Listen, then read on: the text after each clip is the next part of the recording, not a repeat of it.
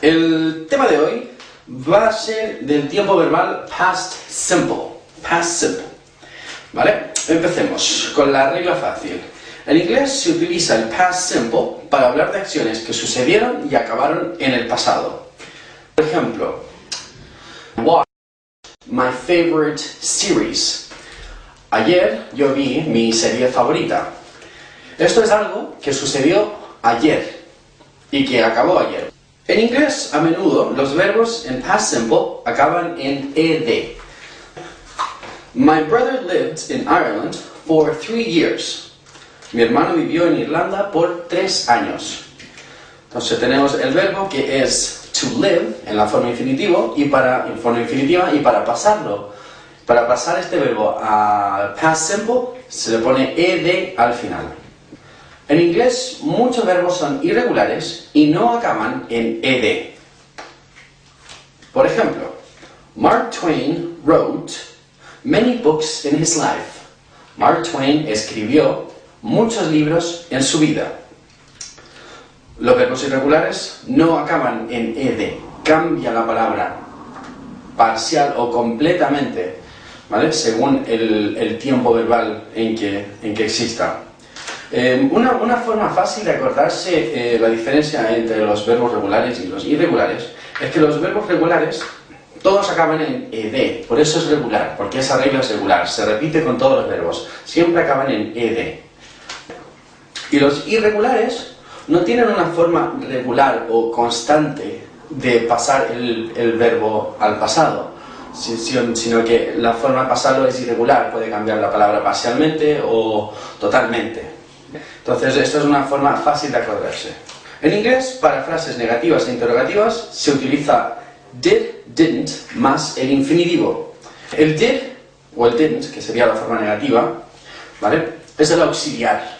Y el auxiliar, en este caso, es lo que le va a dar el tiempo verbal al verbo que estamos utilizando. Por eso el verbo se mantiene en la forma infinitiva, porque el did ya nos dice que es pasado. A ver, ejemplo. He didn't like the food at the restaurant.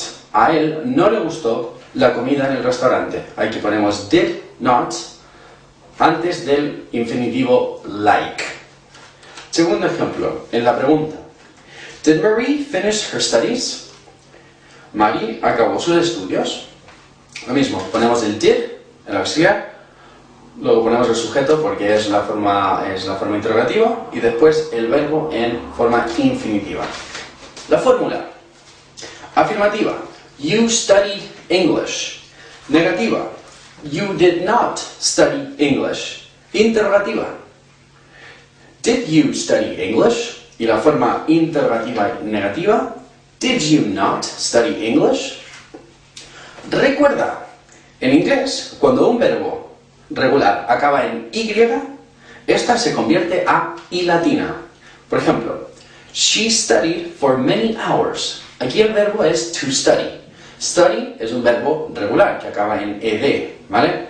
Pero, como el verbo en la forma infinitiva acaba en Y, antes de poner el ed se cambia la Y por una I latina. Entonces quedaría studied en vez de YED, ¿vale? Excepciones. Cuando se utiliza el verbo to be, el orden de las frases negativas e interrogativas cambia y no se utiliza el did y el didn't, ¿vale?, para hacer estas frases con el to be. Por ejemplo, la forma afirmativa sería you were in Italy.